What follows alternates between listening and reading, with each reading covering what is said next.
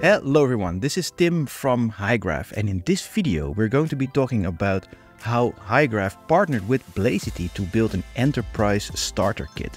And I'm here with Marcin, who is from Blazity and who actually built this starter, and I'm sure I butchered his name. So Marcin, could you actually say your name correctly in your language and then talk a little bit about who you are? So, hello, I'm Marcin. And I'm a developer at Blazity. We are a startup from Poland, and we specialize in headless Next.js technology. We build apps, integrations, and stuff like that. And we are actually partnered with Hygraph to build this starter. It's a news media website. It's built to be as plug and play as possible, but we do assume that you have a developer at your side so he can set it up, configure it, and do all the good stuff to match your desires and needs. And so in the intro, I actually said this is an enterprise starter kit, right? So in your opinion, what makes this actually enterprise versus normal, I guess? I'm not sure what the distinction is here. Okay, so we actually, some time ago, built a enterprise starter kit that is just a boilerplate for all the good stuff that the enterprises would like end-to-end tests, like everything, all the unit tests, maybe the storybook, and you can check it out. And based on that, we forked it and adapted it to create a more complete solution. So it's not just a boilerplate, it's a working application that you can adapt to your needs, maybe change up the styles, maybe not, if you like something more plain. But yeah, it's there for you. So when we talk about starters, we tend to see different directions, right? Sometimes it's like really bare bones without any opinion, and you kind of just you have some good building blocks and you just plug some things in as a developer yourself. But then you also have starters are essentially full force projects with everything in it. And it's handy because out of the box it's really fast, but then you have to change things if you want. So what approach did you take? And which parts of that approach that you take are super opinionated and which are kind of like open? Well, I wouldn't say there's any parts that are really strong controversial opinions. It's just stuff that we in general think is a good approach. So not everyone likes CodeGen.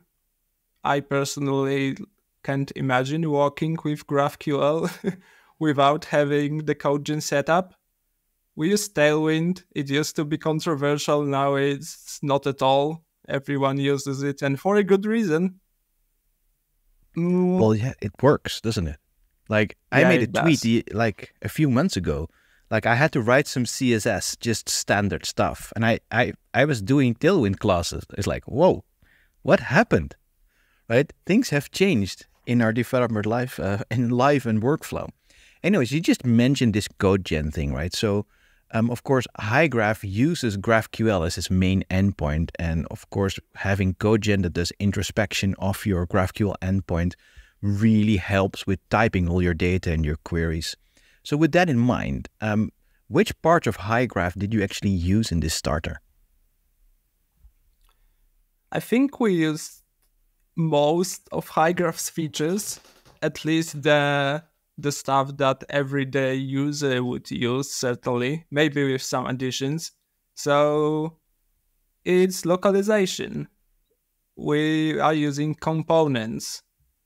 We are using, of course, the models and and the entries. Yeah, but we also use webhooks. We use them to revalidate the data that changes, only that, where everything is aggressively cached in Next.13's app router. So we are picking and choosing the other stuff that changes in Hygraph, and we are revalidating that in our app. We are also using a remote source. At first, we use an external API, but it would be, I think, impossible to port it to everyone without leaking our API code. So we have that mocked. But there's an example of usage for you. And so what kind of external API did you use? And you mocked it now, of course, but what is that? What does it do? Yeah, it's a stock API. It's something pretty standard on all the news websites. You check out the news and you can see that you lost your money or you gained some money, stuff like that. Mm-hmm. Yeah, sure. And so because this thing is actually enterprise, right? What kind of like, how do you say this? Like, what kind of like security related things did you put in? Well, to be honest, there isn't that much stuff to secure because now basically everything is server side anyway. So you don't really have to care about having the keys to the front end or using some proxies and anything like that.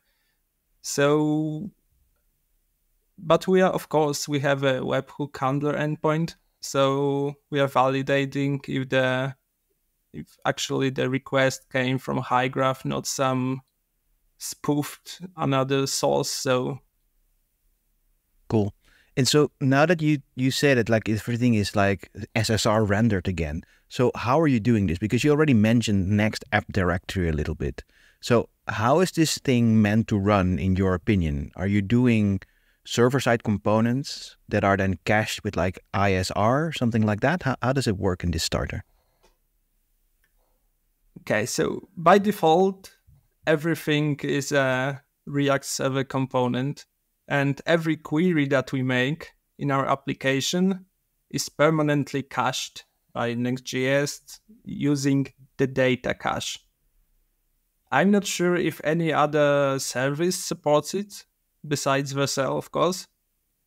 So there might be some problems with exporting your app anywhere else.